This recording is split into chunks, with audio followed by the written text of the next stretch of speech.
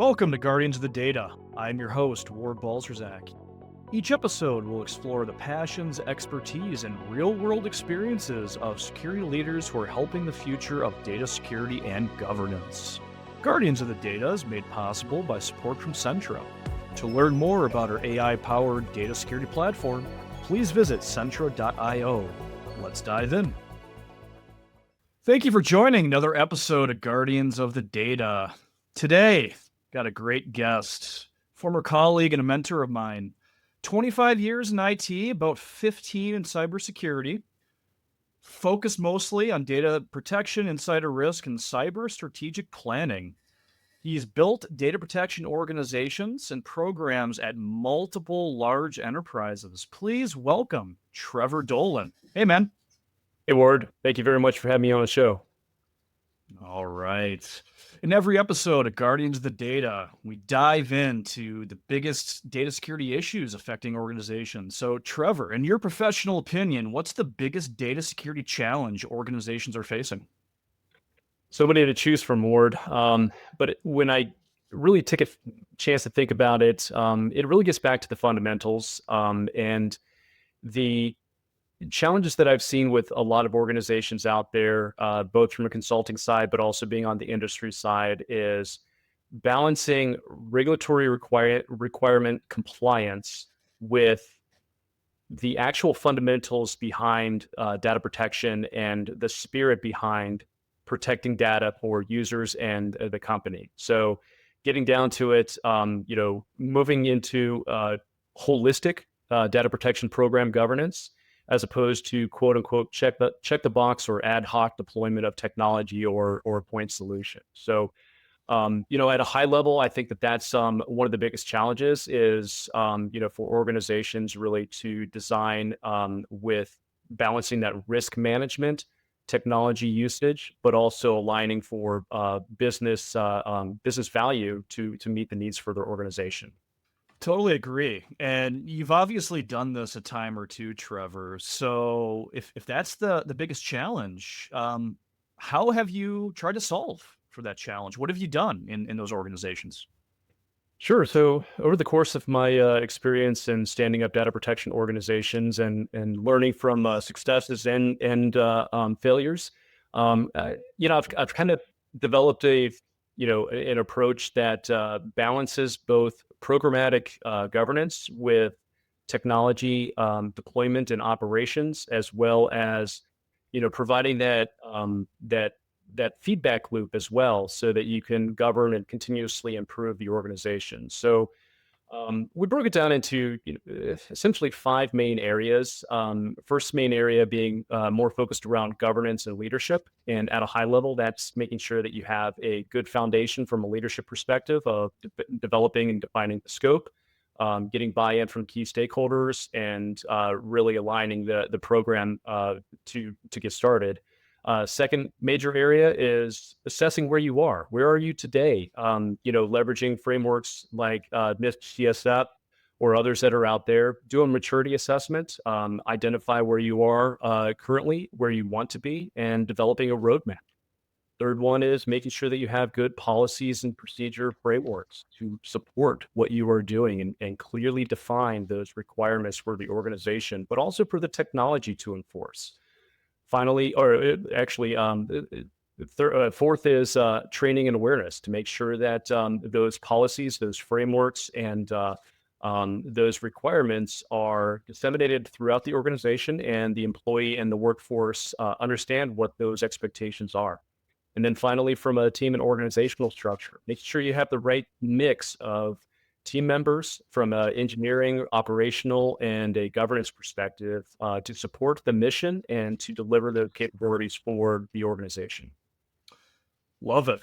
Love it. And again, it's clear you've done this a time or two. So let's start at number one. Let's dive into, I think you said it was governance and leadership. So one thing I really keyed off of, and in a few of the episodes we've touched on this, key stakeholders. And I know I've struggled this a few times at organizations I've worked for. Who are the right people? How do I get them to listen to me? How do I get them to the table? What have you done in there? How have you been successful with that? Yeah, so let's talk about the who those key stakeholders are first, and we'll talk about the approach. So some of them are very obvious from a key stakeholder perspective. Obviously, you want to make sure that your cybersecurity program is aligned throughout the cybersecurity ranks, and that includes from a risk management perspective to chief security officer. But then expanding beyond that is privacy. So for your organization, if you have a privacy organization, making sure that that is in alignment with privacy, local laws and regulations, as well as legal department. And on top of that, you would need to have HR, and some organizations have employee relations, making sure that that's in alignment as well. And then finally, your key business leaders. So for each of your lines of businesses and or your subsidiaries, making sure that those business leaders are at the very least identified as key stakeholders and as part of the information feedback lifecycle, but also ideally to be part of the kickoff of the program so that their feedback and requirements are included as well as to make sure that you have a holistic approach for the organization. Nice, nice. So it's a big list, right? A lot of people, or could be a lot of people. Maybe a few people are wearing multiple hats, which is helpful. But how do you then identify and actually get them to not think you're big brother and you're there to actually partner and help? Yeah, yeah. So it really starts to build on a foundation of trust with the organizational leaders, and making sure that you meet with them to talk through what are their requirements and framing it up in a sense that's relatable to them. So when you're talking to business leaders, talk about, what are their business operations? What are their critical services that they provide internally and externally for the organization to make money and maintain business? And then relating that back to cybersecurity laws, regulations, and requirements as it pertains to supporting business functions, either from a facilitation of automation or risk management or reducing overall risk or cost for cybersecurity governance, and then mapping that back to your frameworks for your requirements to make sure that you speak with understanding what they require for a day-to-day functionality perspective, but matching that up against what is needed for good security. And in doing so, you're able to make the connection between the business and the security requirements, and start having that conversation that guides them down the path of more specifically data protection. We get down to the data protection components of protecting the customer's information and or employee or company's data information. It is very much tied back to the business and potential impacts to the capabilities of the overall welfare of the organization and the ability to provide those services to the customer. So that's the key. There is to find that foundation between you, build that rapport that we both have a common goal and approach to protecting the organization, but also make sure that we provide those good services, and then that helps to establish that trust.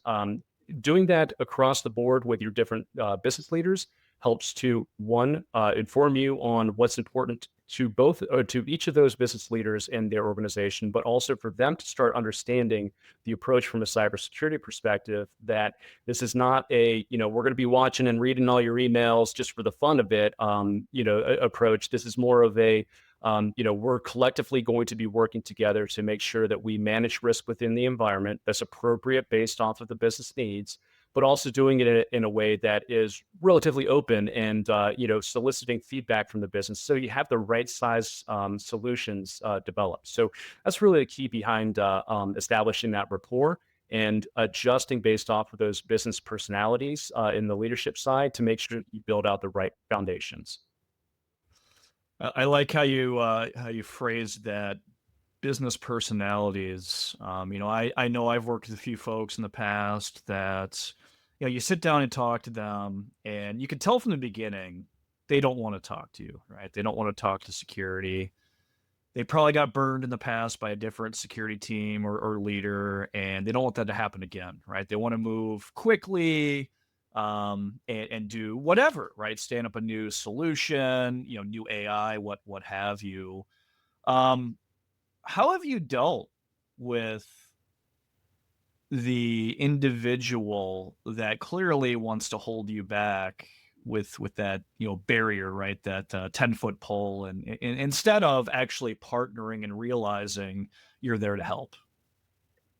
Yeah, I mean it's a challenge and it's different every time, but key items that I would focus on is, establishing that common ground, establishing a personal connection with the individuals that are in question here, and going back to my comment before is focusing back on what is that common goal? Like, hey, we're here to support the business. We're here to manage risk and do the right thing. So using that as the foundation, and then backing it up with some data. I want to avoid the fear and uncertainty of leveraging DLP data in a conversation right off the bat, but at the same time leveraging, some initial data just to show that what we're talking about here is a real risk. And when you put that on the table for discussion, that helps to reframe the approach and hopefully to recenter those conversations around that common goal and the ability for you to work together to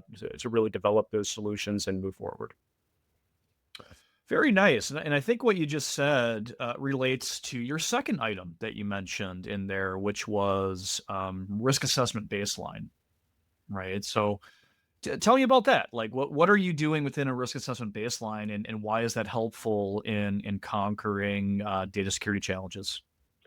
Yeah. So, I mean, after establishing your risk appetite with the organizational functions, uh, HR, legal, risk, and business, you want to be able to understand, if our risk appetite right now is at a moderate or a low, how are we actually doing against that risk appetite? Are we meeting our own goals in protecting or protecting the organization and managing risk?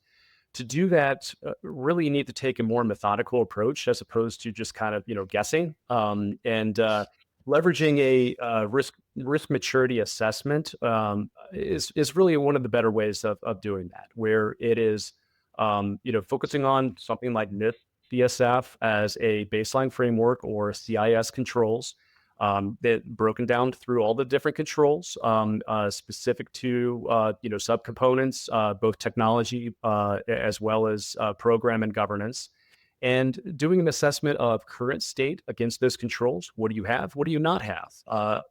Also leveraging something like a CMMI maturity scale, so a 1 through 5 scale.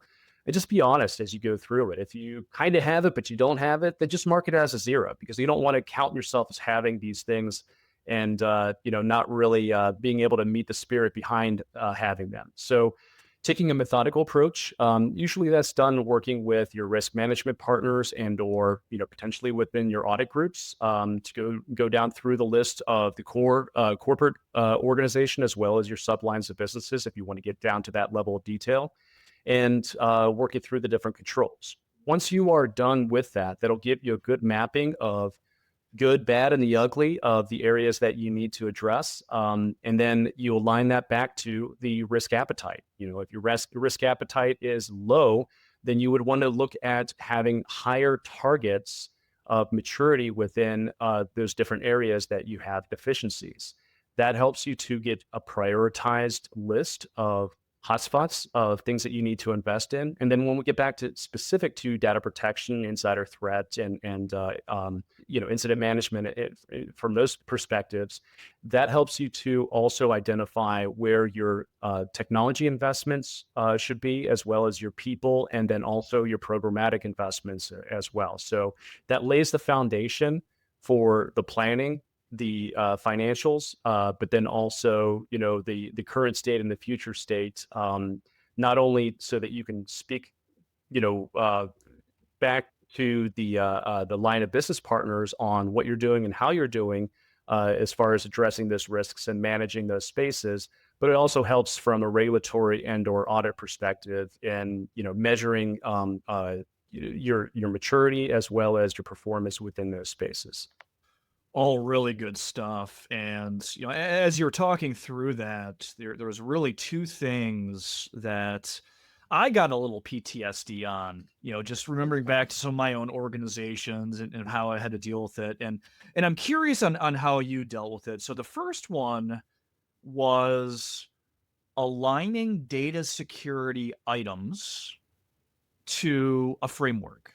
And the difficulty I've always had is sometimes it's nebulous, right? Thou shall do X. Well, okay.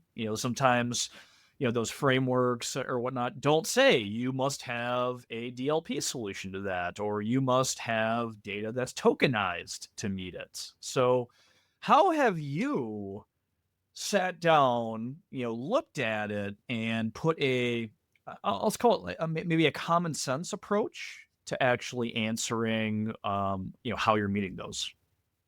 Yeah, I think that's a good item to call out and worth probably a much longer discussion. But at a high level, the approach that I've taken is similar to what I laid out with the outline of our discussion here. Is when you look at a data protection organization and NIST CSF framework requirements, you're right. It doesn't specifically call out directly like you need to have these technologies or you need to have this kind of an operational cycle or ITIL continuous service improvement function.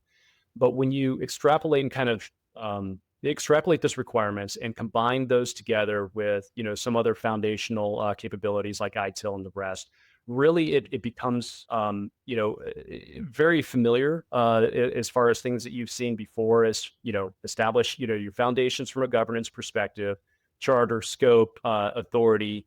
Establishing your risk management. Where are you today versus where are you tomorrow? Policies and procedures, training and awareness, and then getting down to the technology stacks. Technology stacks would then be enforcing those things that you had the foundational requirements around. And you can leverage the NIST CSF or other assessments frameworks really to get down more into the nitty gritty. But moving beyond what typically is prescribed and or easily discoverable out there on the web as far as like maturity assessment capabilities. But the focus would be following that same pattern of, if you have a technology, why do you have that technology? Does it tie back to a policy and procedure or a legal or a regulatory requirement? And if it does, great. Is it actually set up to enforce? Is it set up to support compliance and requirements? What are those capabilities behind it? And how does that tie back to the business? And making sure that those items are being assessed in a point by point, section by section approach. That helps to not only provide a structure, but also provide a way to measure specifically to the domain that you're within. So in this case, we're talking about data protection, DLP, insider threat, all the subcomponents of that as well. There's a lot of areas that we can double click on there, but the approach is very similar of following that well-tread path of assessing program maturity along with the technology capabilities. Very nice. And you actually went to the next thing I wanted to dig into, without even knowing it. So kudos to you on that one. But and again, I've been burned a few times on this. I know you have as well, because you and I were arm in arm going at this together. Um, but what happens when you sit down with your stakeholders and you show them your maturity assessment and they don't agree, right? You say, "Oh, we're a 1." They say, "Oh, no, we're a 3," or whatever it ends up being. Like, how do you handle those conversations to really, drive consensus maybe, and hopefully next steps, roadmap, etc. Yeah, yeah. So it really gets back to like we talked about earlier of building that rapport with your stakeholders and establishing that trust. And if that trust is still being developed, a lot of it can be augmented by that the data. So leveraging the data, something that's indisputable, to bring to the table for that discussion so that you can show, de facto, here's proof of, from a DLP perspective or a DSPM scan that there's scary stuff that's out there. And because there's scary stuff out there, and if this is a sample, a 10% sample of the environment, then we can extrapolate that there is a pervasive problem, or maybe it's not a pervasive problem, but maybe it's a moderate problem. And, having that conversation around, here's the data. Do we agree that this data is a problem, and moving away from the, potential personalities and egos within this, the various spaces, and focusing more on solving the problem. That helps you get that common ground of, hey, we're here together to work together to solve the problem and protect the organization.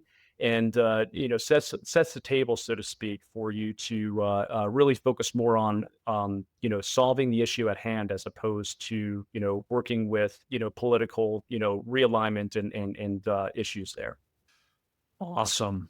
Awesome. And it feels like everything you just walked through goes naturally right into the third item you said, which was policies and procedures. So, I mean, to me, um, again, doing this a time or two, that's where I've seen a few programs fail, right? Like, if you have good leadership, good alignment, fantastic. You get through the assessment and the baseline, awesome. But then if you don't have policies, procedures, that's where I've seen the stutter step, where I want to do this thing, right? A lot of technical folks skip right to technology. I want to put in this technology, but then they're shocked when they get pushback from a stakeholder, the business, whatever, for implementation, because generally they're like, well, why do I have to do that? And it goes back to, you can't be big brother. You can't say, well, because I said so, because I'm the security goon that's telling you.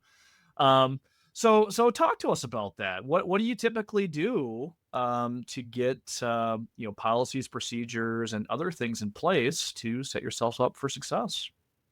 Yeah. So early on in the conversation, or the assessment of the organization, you want to make sure that you have a good view of your baseline policies throughout the organization. Do they exist, and what level of rigor has been put behind them from a maturity perspective? So that gets back to the maturity assessment and alignment of your regulatory, legal, and contractual obligations. Ideally, those policies at a high level will map back to those, either directly or referentially, to those requirements. So if you are a GDPR organization, making sure that GDPR fundamentals, but also requirements, are mapped back into your policies, and then also trickling down into your procedures and your standards. Same thing with GLBA and SOX and other requirements that are out there from a regulatory and legal perspective. Having policies that are having a good hierarchy of policy framework, policies, procedures, standards, and then control implementation patterns will not only be pay off in dividends with your IT organization, but also your business organization, from a standpoint of being very clear around the things that you must do versus the things that you should do because they're best practices. And focusing on that must versus should is important, not only for responding to regulatory and or external regulatory audits, as well as internal audits, but also making sure that you have a good foundation for standardized control requirements within your organization for IT implementation as well. So what that means is that you want to be able to map back all the way from the top down to those control implementation patterns, what those requirements are. For instance, if you say that data must be encrypted leveraging AES 256 or whatever else it is, then it needs to be called out somewhere in that hierarchy of those controls of what data is in scope for encryption, how that encryption is to be applied and managed, and then also how is it to be implemented in that technology stack or that specific instance. And as you create that lineage of requirements that become more and more detailed as you go down through that hierarchy, you establish that foundation of not only meeting those regulatory requirements, but also providing to your IT business partners and your other IT development teams clarity around what needs to get done to protect, but also it helps also on the business discussion side because you can map back to having those conversations with your business partners to say, we are, providing clear requirements, and in doing so, it's not just a situation where we in security are saying you should go do these things, go figure it out on your own. You're providing more explicit requirements around those protection mechanisms, so that there's no more interpretation on what can or should, be done. It maps back more to a prescriptive menu approach as opposed to leaving it up to interpretation. The final portion on that, or the final point on that, is that when you provide clear guidance to your IT partners, clear guidance to your business partners, and then you are also able to show through audit and regulatory review that you are meeting those requirements, that establishes internal integrity with your partners, strengthens your relationships with them, as well as meeting the overall goal of truly moving the program forward and strengthening your security posture. Totally agree. And there are a lot of important things within the policies and procedures, kind of framework, if you will, or bucket, maybe the better descriptive term. Um, within an organization, and I'm thinking back to a few that I worked for, and certainly you have in financial services, but thinking back to those organizations that likely have multiple compliance frameworks, multiple third party requirements being put on them. It can kind of feel, I know it did to me, it can kind of feel like you're at the range and you're trying to figure out which target you're actually aiming for, right? Am I going for the far target? Am I going for the one I can hit? How do you sit down and prioritize, or maybe not even prioritize, but determine, here's my 15 different things superimposed. Now here's my actual audit requirements. How do you go about doing that? Yeah, so I would separate it on two things, especially when you're talking about audit, internal or regulatory. You have to be direct and to the point of what they're requesting. Let's put that aside for another conversation.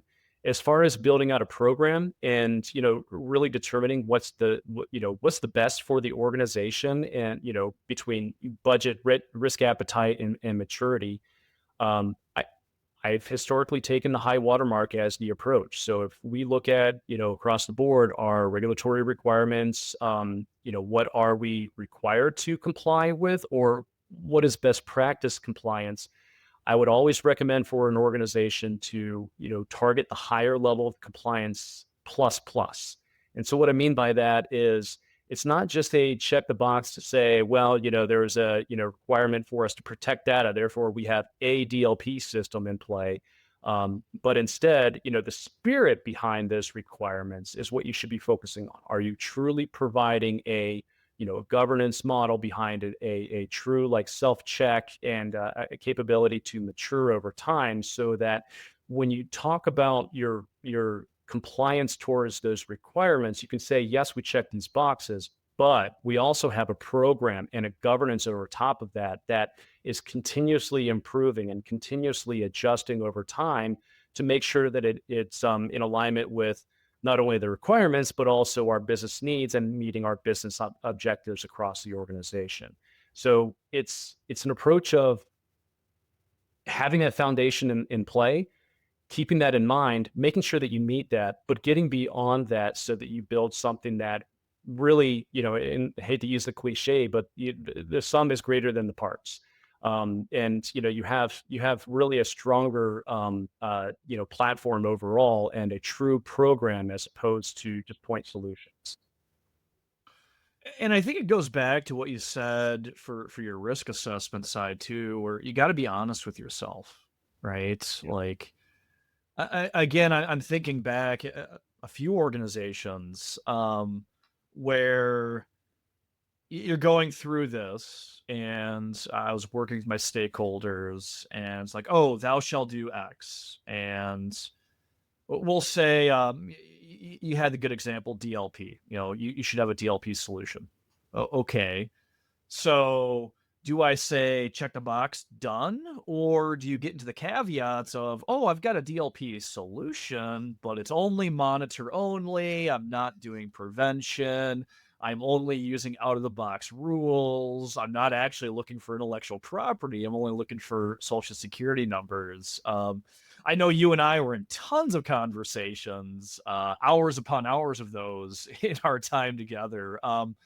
What do just to kind of close that out for our audience, what do you recommend when it comes down to some of those highly caveated control statements or items? Like, what do you recommend to truly think about and mark down for those items? Yeah. So again, it gets back to the problem statement of, there's no prescriptive solution that's out there from a regulatory requirement perspective to check off the list. Now, the recommendation here, you know, maybe to oversimplify it, is to bring in somebody that's been through those challenges within standing up or managing those systems, and to have a key, trusted advisor to help you with developing those solutions so that it's not a, hey, we just, situation where we just stood up one DLP solution to monitor email only in this small situation, but instead to take a more holistic approach around evaluating, the double clicks. So DLP breaks down into multiple channels. So email, network, web, CASB, endpoint, so on and so forth. Of those, on-prem versus off-prem, client versus third party versus, customer, management as well. And then of each of those, how do you manage it from a technology platform perspective? How do you manage it from a point solution versus a holistic suite solution? Having a trusted partner from that sense to be able to identify what's the, from a standpoint of technology solutions, what's the best fit for the organization that you're working for from a budgetary perspective, but also from a deployment capability, to make sure that those meet those needs, and then mapping that back to those control frameworks, so that you can not only build on those control frameworks to say, all right, DLP solution, check. Okay, well, what's the double click behind that? DLP of on-prem, DLP of off-prem, DLP of user data via email versus application data email. And then going down through those different lists of, like you mentioned, are we just monitoring? Are we monitoring and blocking? Or are we monitoring, blocking, and notifying the users? Being able to have a very complex, path that then cascades beyond that is where you get into those levels of maturity that reaches far beyond the quote, have a DLP solution, and then more into meeting the spirit behind it of truly having a program that can assess and address the risks with the environment within that technology stack. Love it. Love it. All right. Well, I think a lot of what we just said, again, number one was governance and leadership. Number two, risk assessment baseline. Three, policies and procedures. I think it brings us to number four, which you said, training. and training, we could probably do a whole episode about in and of itself. But I'm gonna go out on a limb and assume that you're speaking a lot more in depth than just what you see a lot of organizations do. It goes, oh, we do phishing training. That's good enough, right? We've got a 30% click rate. Let's get better. Like, what do you think is the right type of training and awareness for data security? Yeah, I think this is a really good conversation to have because I do feel like, as you mentioned, that a lot of organizations kind of gloss over this. Yes, it's important to have high level information security training, privacy training as well, but it does need to map back to those foundational items that we mentioned. And that's where my recommendation would be to get to the next level down, to have specific training for privacy incident management, data protection specific training. Have an entire module that's focused around that. The do's and the don'ts of, what can I send via email versus what should I not be sending email? And that maps back to those policies and procedures that we talked about earlier. Giving those real world scenarios and tying it back to those policies helps to make it more real to the individuals that are taking it. I've been in organizations that have done a really good job with giving those different use case scenarios and mapping those back to those policies, the acceptable use policy, the employee handbook as well, so that it calls out specific trends that we had been seeing from a data protection perspective of pain points of cases that have been constantly coming up and investigated pertaining to sending things to your personal email account, or sharing client lists with somebody that's outside of the organization, or hey, I'm going to send this work to my Gmail account so I can go work from home or print it from home. Those type of scenarios are things that may be benign at first glance or from the intention of the user, but it's a clear violation of the policies, and it needs to be called out, especially if you're seeing it on a recurrence perspective across the organization, and it's an issue. So making sure that that training and awareness not only ties back to do these things, don't do these things, but also give those examples, and then implement the assessment modules based off of those use cases, so that it is a critical thinking activity as opposed to you know click through the assessment as quickly as possible so you can get to the end and say that you finished your training. Tying that assessment and those trainings together can help with reinforcing the what you're trying to implement within the organization, as far as from a data protection perspective. Yes, portions of it is reactionary incident management and investigation, but the other side of it really needs to be a focus around behavior modification and business risk management. And this is where those concepts really collide. And you have a lot of potential between a strong training and awareness program to really meld those technology controls with the business modifications to reduce the risk in a way that is human consumable.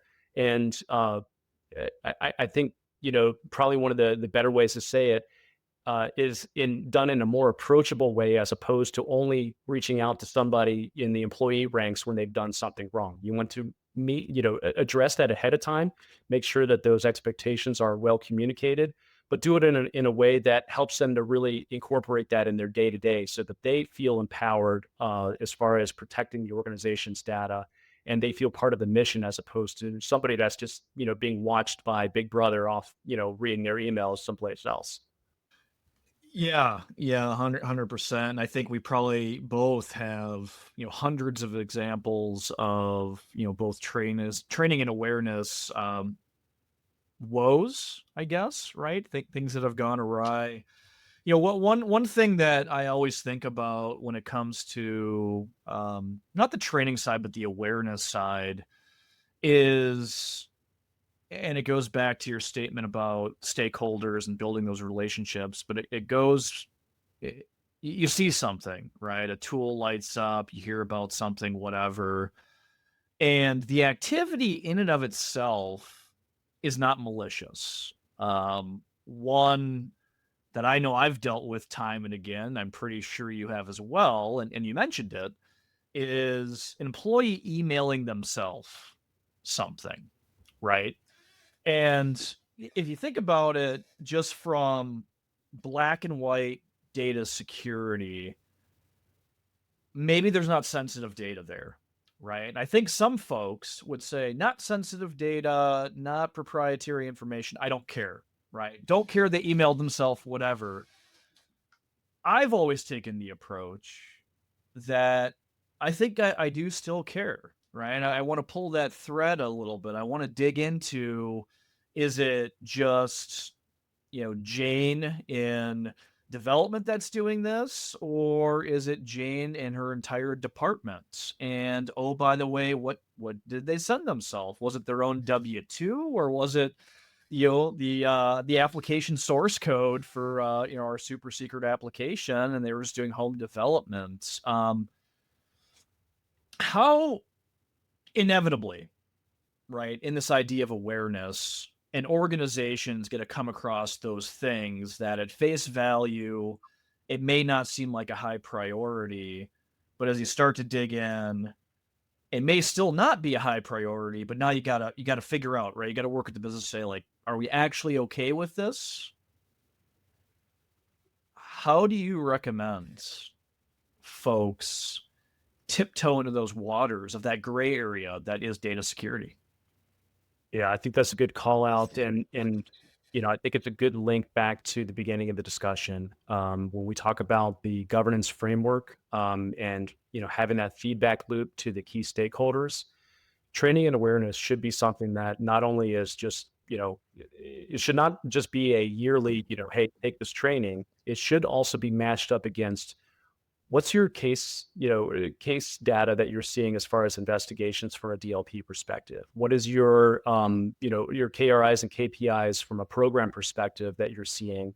And moving from the micro examination of a day-to-day case investigation or a DLP event or a inappropriate storage, from a DSPM perspective being detected, and zooming out to a macro view of what are those trends, those overall use cases that you're seeing, and then having those discussions based off of the data that comes from your source systems, but also the training that has been deployed within the organization, and really having conversation with the leaders within the governance forums, so legal, HR, your business and technology leaders around what are you seeing from a trend perspective. And when we're talking about trends, it's a rough grouping, but I try to separate one from being inherently damaging to the company. So an insider threat or a DLP violation as being one category at a high level, and then the other one is being broken business processes or risky business processes as another.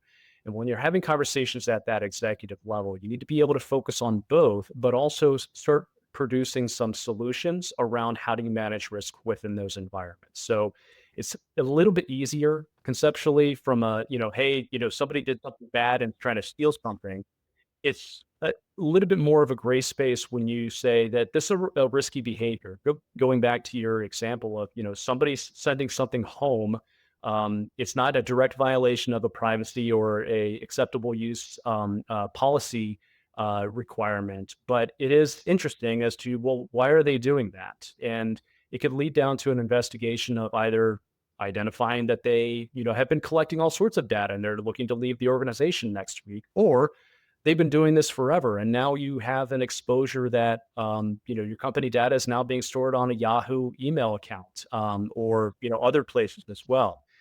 So being able to track those trends, take some critical thinking along with it, and moving beyond the widget in, widget out incident management approach, and looking more from a problem management perspective, both on the cyber incident management side as well as the business risk management side, gives you that value of really being able to see the forest for the trees, so to speak, and really, also, and this has been my experience in Ward, I know you as well, discovering some deep rooted things that are within the organization that can be really scary, and approaching those with the business without that data, can be a challenge. But if you have that data to support it, and that foundation of here are the trends that we're seeing as opposed to a one point solution or one point incident, it allows you to have a more business risk focused conversation around what are we going to do with it, as opposed to more of an authoritative security approach of stop this and make it go away, approach, and more focused around let's solve this for the whole organization, as opposed to just addressing that single solution or a single issue.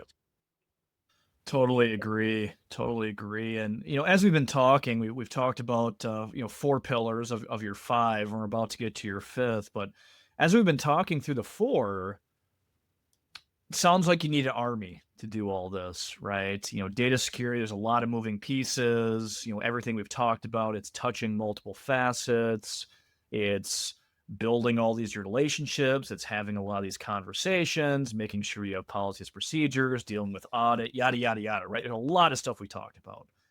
So let's get to number five, team and organizational structure. So I'm gonna make the assumption for the audience here, you're not talking about hiring 100 people and saying, "Go do data security." So how do you approach that? Yeah, yeah, great question there, and I think that's the challenge is balancing appropriate delivery of the technologies and programs with a right-sized organizational structure, but starting it in a scalable format. So what I mean by that is it when you start an organization that's focused around data protection, insider threat, and building out that program, you do want to start with some strong leadership that has been there, knows the approach, and can develop a roadmap. In doing so, you want to balance the implementation of the technology solutions with the leadership within the organization. So when we look at a staffing structure, first recommendation would be start small and leverage partners as much as possible. So what do I mean by that is, have a couple key leaders that have a vision, that assess the current state, that develop that roadmap and establish those relationships with the key stakeholders, and then partner them with existing organizational subject matter experts within the IT as well as the business sides, and create a matrixed team that leverages in-house knowledge as well as technical subject matter expertise within the different technology stacks that the IT supports for the business, and wrap that around that program that you're looking to stand up. In doing so, you have the foundations for those key stakeholders, those feedbacks, as well as making sure that you're focusing on the right pain points within the organization as well, and that'll help you to do an assessment, leveraging that maturity model that we talked about. Where are you today, and where do you want to invest in the future? Both from a technology side, but then also for people to run it. So some organizations that I've talked with and or worked with have leveraged hybrid models of managed services and in-house staff. So in-house staff being primarily focused on the higher level from the engineering and architectural perspective, and the managed services providing more of the operational components around that. Vendors often providing frontline capabilities for deployment and first level management of the spaces. It really all needs to tie back to your budget, the scale of the organization, and what you are looking to stand up, and also your timelines. Factors that feed into the timelines for whether or not you staff out quickly or you scale over time, can tie back to, did you just have a breach? That could be a really big driver behind standing up and rapidly maturing an organization. Regulatory findings and requirements being highlighted by external parties could be another. That's something I had experience with as well, where I was challenged with standing up an organization as quickly as possible to make sure that we provided those defenses, but we also were able to address some requirements from the outside. It does need to be dynamic, but I would recommend first and foremost to focus on those foundational items, establish what's important, and then risk rank those, and align that to your budget. And once you align that to your budget, then you can effectively establish your roadmap on where you're going to invest year over year, or how quickly you're going to stand up a solution with the operational teams to support it. Yeah, I mean, there's a lot there, right? One organization I worked for, they had some issues. It wasn't a breach, but they had some issues. They brought me in and said, I had headcount allocation right off the bat. I think I was able to hire like a dozen people, which is great. I just had to find the right people. Different organization. I joined. I was told, hey, there's going to be budget. You're going to be able to, staff out these services and build. And, surveys said, not really the case, right? Hiring was kind of paused, even after we had a roadmap and plans, right? My boss and I had plans to do some really great stuff and reduce some risk and get foundational items in place in 3 to 6 months, and got challenged. It didn't happen. So on that type of thing, you get into an organization, Trevor. You've got the alignments, you've got the budgets, and like I mean, what we're in Q3 right now, actually. So this is really critical for a lot of organizations that are listening. So you join late in the year, you had budget, Q3 is changing to Q4. Now you're going through a budget freeze, which may mean a hiring freeze. What do you recommend for those organizations that have plans, they have a roadmap, they had agreement with their business stakeholders, they were about to pull the trigger on doing certain things, whether it be technology implementation or policy changes? Like, now they can't staff out. What do you think folks should do, or what would you do in that case? Sure. Yeah. I mean, it's a challenge that many have faced, and speaking at a high level, because this is very abstract, my recommendation would be to focus on the top priority items. And if an investment is required on the top priority items and you're not able to secure that investment, look at your other solutions. So I've said this many times to my team members.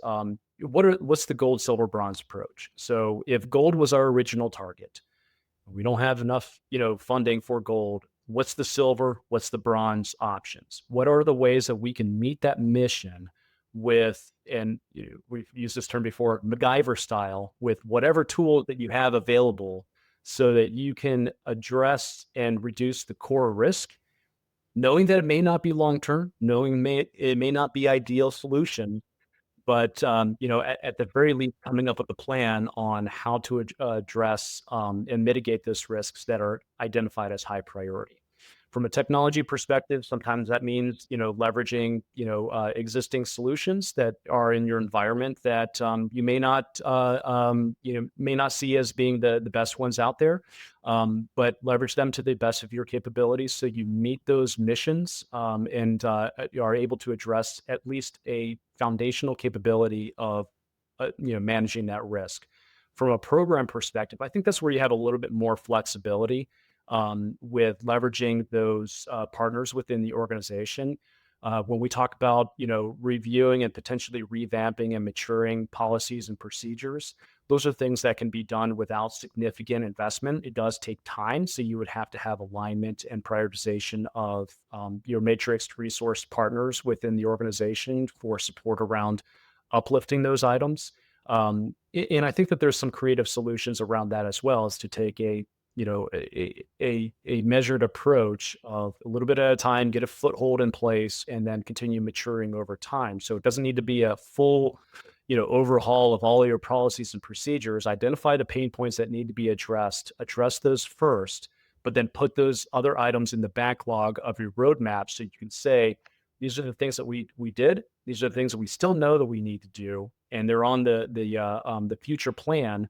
That way it's defensible when you have those conversations later. Why wasn't this addressed yet? Well, we made, risk-based decision based off the information and the funding that we had at that time. But you can also state that this is a, 2026 Q2 target, and tell, when you are going to get those items completed, so that you can manage expectations, but also keep moving the program forward, even though that you may have some setbacks from a funding or staffing perspective.